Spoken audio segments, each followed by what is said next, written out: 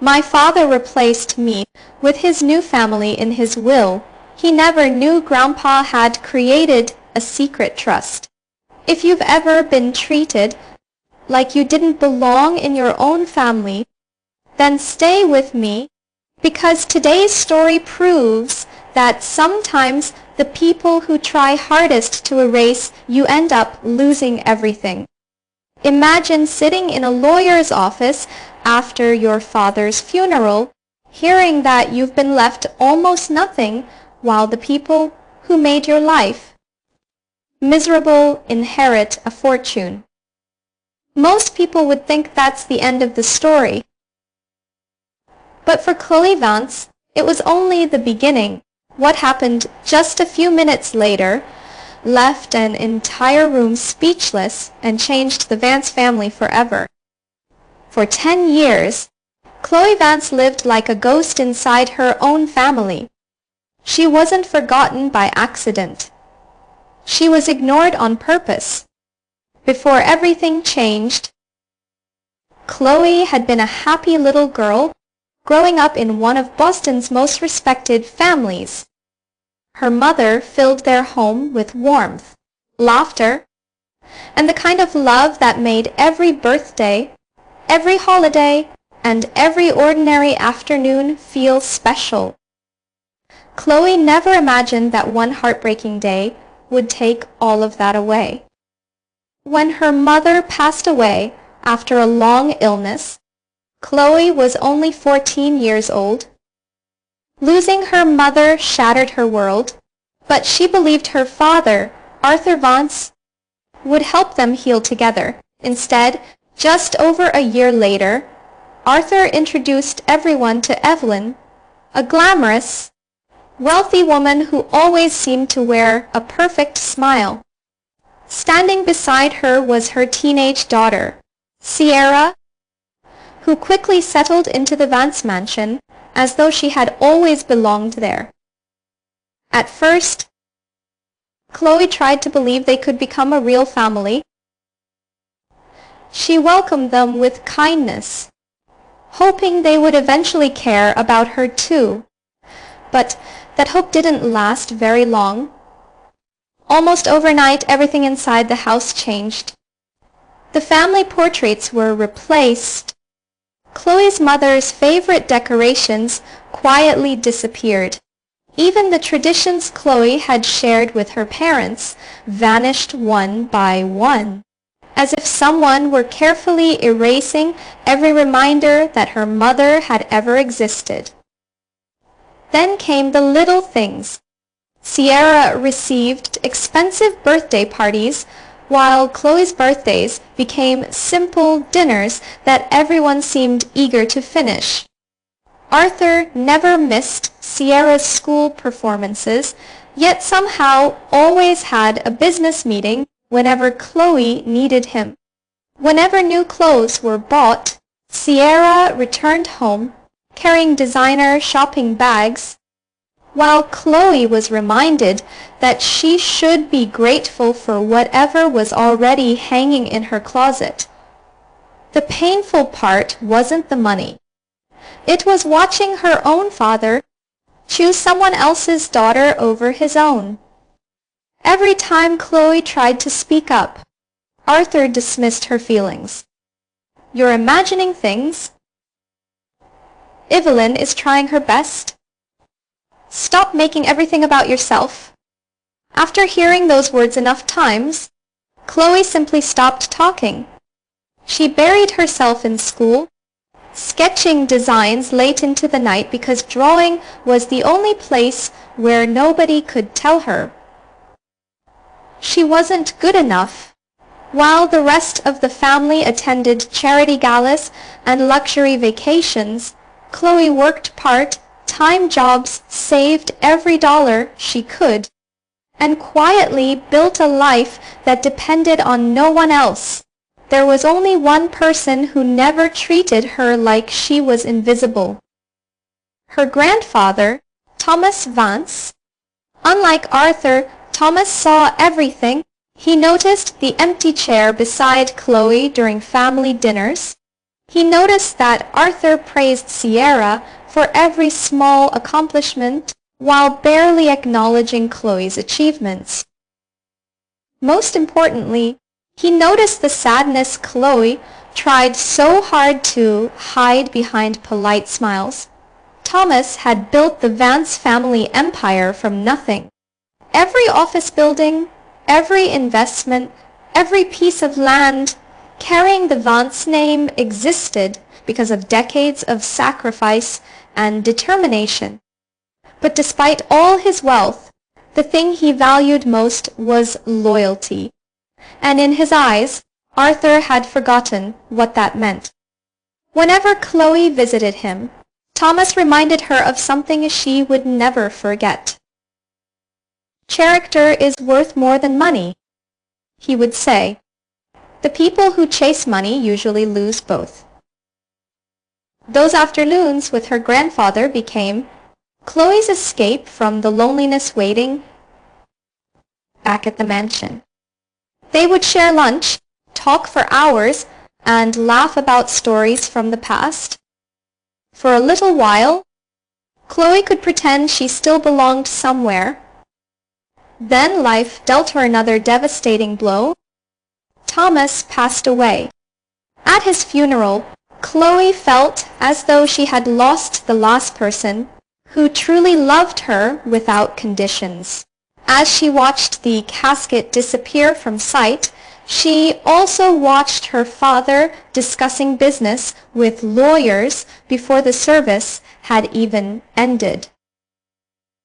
That was the moment Chloe realized something. She could no longer spend her life waiting for her father's approval.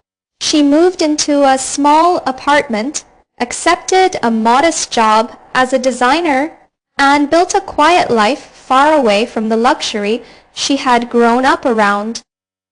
She wasn't rich, but she finally had something far more valuable: peace. She never asked Arthur for money. She never fought over the family fortune. She never imagined that one day, after her father's sudden death, she would be called into a law office where a single document would expose a secret her grandfather had taken to his grave, and turn everything she thought she knew upside down. The call came early on a cold Monday morning. Arthur Vance had suffered a massive heart attack the night before and never made it to the hospital. When Chloe hung up the phone, she didn't know what she was supposed to feel. Grief was there, but it was tangled together with years of disappointment, unanswered questions, and a quiet sadness that had been growing ever since she lost her mother. No matter how distant Arthur had become, he was still her father. A few days later, she found herself standing outside an old stone church in downtown Boston, watching black luxury cars pull into the parking lot one after another. Business executives, politicians, and longtime family friends gathered to pay their respects to one of the city's most successful real estate developers. Inside the church, everything looked perfect. White lilies lined the aisles. Soft music echoed through the sanctuary. Arthur's polished mahogany casket rested beneath a large arrangement of flowers, surrounded by photographs celebrating his accomplishments. Looking around, anyone would have believed he had lived a perfect life. But Chloe knew there was another side to the story. She quietly took a seat near the back, hoping to avoid attention. Within seconds, she noticed Evelyn and Sierra sitting in the front row, dressed in elegant black designer outfits. Their makeup was flawless, their expressions carefully rehearsed. They accepted condolences with graceful smiles, looking more like hosts at an exclusive event than grieving family members. Neither of them even glanced in Chloe's direction. When the service ended, guests formed small groups outside the church, discussing Arthur's remarkable career and the enormous legacy he had left behind. Chloe overheard whispers everywhere. "I wonder how much the estate is worth. Arthur must have left his wife incredibly well protected. His daughter will never have to work another day." Most people assumed they were talking about Chloe. They weren't. Sierra stood proudly beside Evelyn, happily accepting every compliment as though the future already belonged to her. Chloe slipped away before anyone could force another awkward conversation. The following afternoon, everyone gathered at the offices of Harrison and Cole, the prestigious law firm that had represented the Vance family for decades. The conference room reflected everything Arthur had loved: dark mahogany walls, expensive artwork, polished furniture, and floor-to-ceiling windows overlooking the Boston skyline.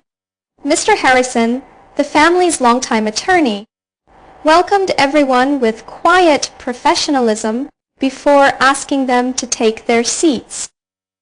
Evelyn confidently chose the chair closest to the head of the table. Sierra sat beside her, crossing her legs with a satisfied smile. Chloe sat alone near the opposite end. After a brief silence, Mr. Harrison adjusted his glasses and unfolded a thick folder. "We are gathered today for the formal reading of the last will and testament of Arthur James Vance." The room became perfectly still. Every word seemed heavier than the last. Arthur left several charitable donations to local foundations. A few longtime employees received generous bonuses for their years of service. Then Mr. Harrison reached the section everyone had been waiting for. The Vance family residence, all investment portfolios, corporate interests, personal accounts, vehicles, and remaining assets shall pass in full to my beloved wife, Evelyn Vance. Evelyn slowly closed her eyes and smiled, "And upon her passing, all remaining interests shall transfer to Sierra Caldwell." Sierra couldn't hide the excitement spreading across her face. She actually reached under the table and squeezed her mother's hand. Then came the final paragraph. "To my daughter, Chloe Vance, I leave the sum of $5,000 to be distributed following the liquidation of my personal accounts." Silence filled the room. For a moment, Chloe wasn't sure she had heard correctly. $5,000? That was all. 10 years of being pushed aside had ended exactly the way everyone expected. With rejection, Evelyn turned toward her wearing a carefully practiced expression of sympathy. "Oh, Chloe," she said softly, "I'm sure your father wanted you to have something. $5,000 should help with rent for a while." Sierra laughed under her breath before adding, "Maybe you can finally replace that old car you drive." Neither of them even tried to hide their satisfaction. To them, this wasn't simply an inheritance. It was proof that they had won. Mr. Harrison looked uncomfortable, but continued organizing the paperwork. "I'll need signatures from everyone before we can begin transferring the assets." Evelyn immediately reached for the pen. "I suppose we should get everything finalized today," she said confidently. "There are quite a few properties to manage now." Sierra leaned back in her chair, smiling directly at Chloe. "You know," she said with a smug grin, "Dad always believed people should earn success. Maybe this is his way of telling you that." The word stung, But Chloe refused to give them the reaction they wanted. She slowly stood, straightened her jacket, and picked up her handbag. She wasn't going to argue. She wasn't going to beg. She wasn't going to cry in front of the people who had spent years hoping to break her. If that's what my father wanted, Chloe said quietly, then I hope all of you find what you're looking for. She turned toward the door, ready to walk away from the Vance family forever. But just as her hand reached for the brass handle, the heavy office doors suddenly swung open. An elderly man carrying a weathered leather briefcase stepped calmly into the room. Every conversation stopped. The confidence disappeared from Evelyn's face. And before anyone could ask why he was there, the stranger spoke words that would change every single thing they had just heard. I believe, he said calmly, placing the briefcase on the conference table, this meeting is ending far too early. Every eye in the room toward the elderly man standing in the doorway. He wasn't dressed like someone trying to impress anyone. His dark overcoat was neatly pressed, his silver hair was perfectly combed, and the weathered leather briefcase in his hand looked older than most of the people sitting around the table. Yet the quiet confidence in his posture instantly changed the atmosphere. Mr. Harrison looked up from the paperwork, clearly surprised. Judge Robert Vance? He asked, rising from his chair. Robert gave expecting you. Robert gave a slight nod. I know. My apologies for arriving without notice. But before anyone signs those documents, there is another matter that must be addressed. Evelyn frowned, her patience already wearing thin. This is highly inappropriate, she snapped. Arthur's will has already been read. The estate belongs to us now. Robert calmly walked to the conference table and placed his briefcase in front of Mr. Harrison. That depends, he replied, on whether Arthur actually owned the estate he tried to give away. The room fell silent. Sierra let out a short laugh.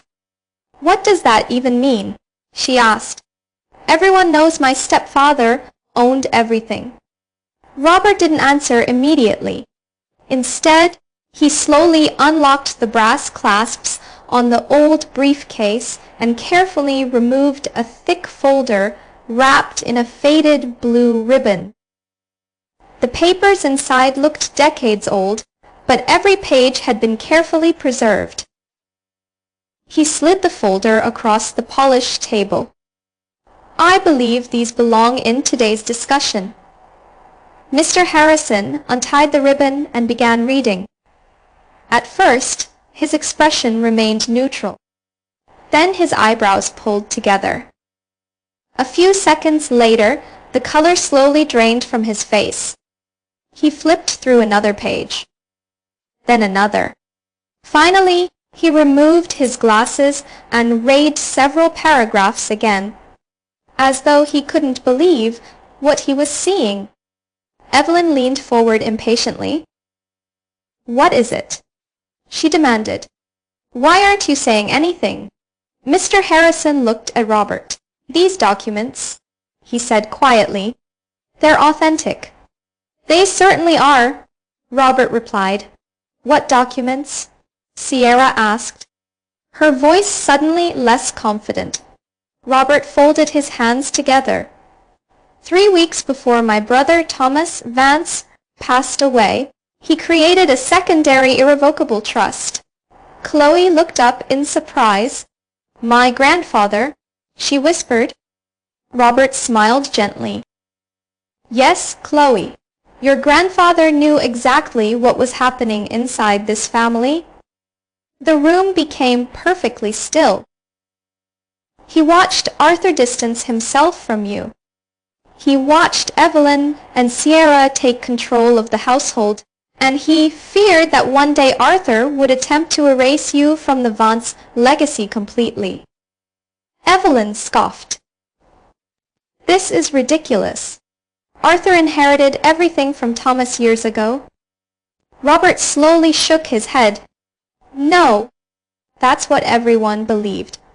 He pointed toward the documents lying open before Mr. Harrison. Thomas never transferred ownership of the Vance empire to Arthur. He transferred management. Confused silence filled the room. Mr. Harrison finally spoke. Judge Vance is correct. He carefully turned the folder toward everyone. According to these trust agreements, Arthur was appointed as managing administrator of the Vance family holdings. He controlled the businesses, signed contracts, and oversaw operations. He paused, but he never personally owned the core assets. Sierra stared at him. That's impossible. It isn't.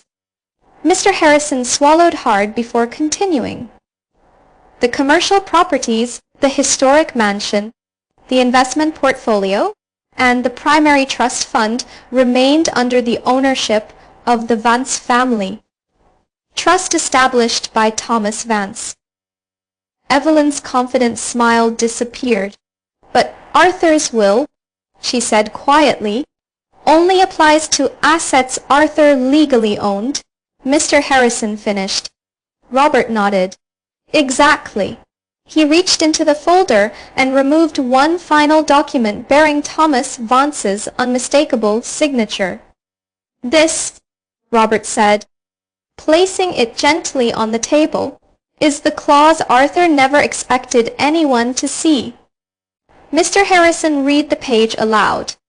In the event that my son, Arthur Vance, intentionally provides my granddaughter, Chloe Vance, with less than an equal share of the family inheritance, all administrative authority previously granted to Arthur shall be considered immediately revoked upon his death. His voice became even quieter. All protected trust assets shall bypass Arthur's estate entirely and transfer directly to the sole trustee and primary beneficiary named herein. Nobody breathed. Sierra finally whispered, Who is the beneficiary? Robert turned toward Chloe. You are. For several long seconds, Chloe couldn't even process the words. She had spent years believing her grandfather had simply accepted the family's decisions. Instead, he had been protecting her all along. Mr. Harrison continued reading. The successor trustee shall immediately assume full ownership, management authority, and legal control over every protected asset within the Vance family trust. He looked directly at Chloe. Miss Vance, according to these documents, that successor trustee is you. The room exploded with disbelief. Evelyn shot to her feet. No, she shouted. This has to be some kind of trick. It isn't. Mr. Harrison replied firmly. I've verified the signatures, the notarizations, and the court filings. Everything was executed legally before Thomas Vance passed away. The trust has remained valid ever since. Sierra's face turned completely pale. So, what does that mean? Mr. Harrison slowly closed the folder. It means Arthur never had the legal authority to leave you the Vance fortune. He looked down at the will lying beside him. This document only distributes Arthur's personal property. Then he raised his eyes toward Evelyn. The fortune you believed you inherited, he paused, was never his to give away. A crushing silence filled the conference room as the truth settled over everyone like a storm cloud. And for the first time in 10 years, Chloe realized her grandfather hadn't forgotten her. He had simply been waiting for the right moment to keep his final promise. The silence inside the conference room felt almost unreal. Only minutes earlier, Evelyn and Sierra had been celebrating what they believed was the greatest victory of their lives. Now neither of them said a word. Mr. Harrison slowly gathered every document spread across the table before looking directly at Chloe. "Miss Vance," he said respectfully, "under the terms of your grandfather's trust, you are now the sole trustee and legal owner of the protected Vance assets, effective immediately." He paused before continuing. "That includes the Vance family mansion, every commercial property held under the trust, the investment portfolios, the company shares, the trust fund, and every vehicle purchased through the family holding company." Chloe blinked in disbelief. She had walked into the office expecting to leave with $1,000 check. Instead, she had just become the rightful owner of everything her grandfather had spent a lifetime building. Evelyn suddenly found her voice. "This is insane," she shouted. "We've lived in that house for years. You can't just throw us out." "I'm afraid the law doesn't work that way," Mr. Harrison replied calmly. "Residence does not establish ownership." "But Arthur promised me," Evelyn argued. Robert Vance folded his hands. "Arthur made promises using property that was never legally his." Sierra looked desperately from one face to another. "What about my allowance, my trust fund, my car, Mr.?" Harrison gave a slow shake of his head. "All distributions connected to the Vance family trust are suspended until Miss Vance authorizes them." The room fell silent once again. For the first time, the confidence that had defined Evelyn and Sierra completely disappeared. Their future had changed in less than 10 minutes. Evelyn turned toward Chloe, her voice suddenly softer. "Chloe, sweetheart, surely we can work something out." Chloe looked at her without anger. It amazed her how quickly kindness appeared when money disappeared. Just moments ago, Evelyn had mocked her for receiving $5,000. Now she was asking for mercy. "You've always been family," Evelyn continued. "We shouldn't let legal paperwork divide us." Chloe couldn't help remembering every birthday she had spent alone, every family vacation she had never been invited to, every dinner where she had felt invisible in her own home. If they had treated her like family then, perhaps those words would have meant something now. Instead, they sounded empty. Sierra stepped forward. "We didn't know," she said quietly. "None of this was our fault." Chloe met her eyes. "No," she answered gently. "The trust wasn't your fault." She paused. "But the way you treated me was?" Neither Evelyn nor Sierra had a response. Robert smiled quietly, saying nothing. He knew this moment wasn't about revenge. It was about justice. Mr. Harrison slid several documents toward Chloe. "There are a few signatures required to complete the transfer of authority." With a steady hand, Chloe signed each page. Every signature represented something much bigger than money. She wasn't reclaiming a fortune. She was reclaiming her place in the family her grandfather had never stopped believing she deserved. After the final document was signed, Mr. Harrison closed the folder. "It is official."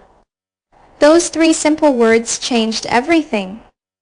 Evelyn slowly lowered herself into her chair, staring at the table in complete disbelief.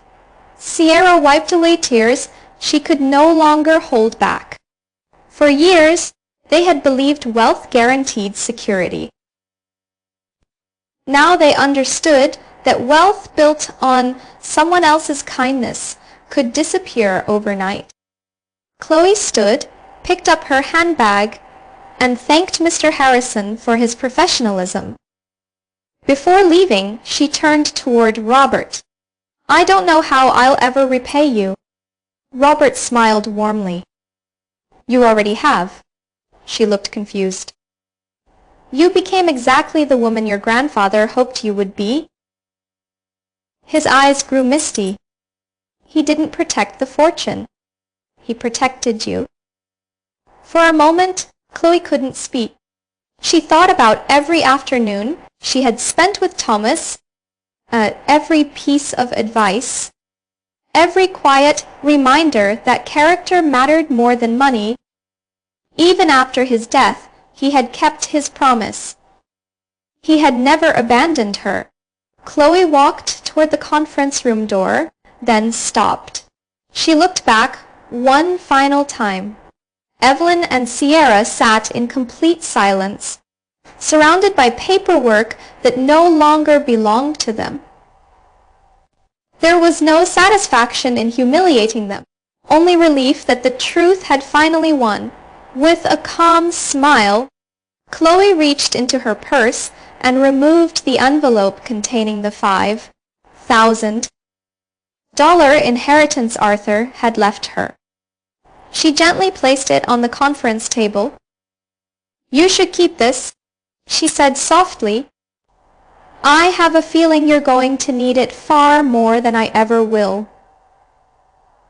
Without waiting for a reply, Chloe walked out of the office. As the elevator doors closed behind her, she felt lighter than she had in years. She hadn't won because she inherited millions. She had won because the one person who truly loved her had believed in her when no one else did. Sometimes justice doesn't arrive with anger. Sometimes it arrives quietly, hidden inside an old leather briefcase, protected by the love of a grandfather who refused to let the truth be buried forever. If this story touched your heart, take a moment to like this video and subscribe to the channel for more unforgettable stories of family, betrayal, and justice. Don't forget to turn on the notification bell so you never miss our next emotional journey.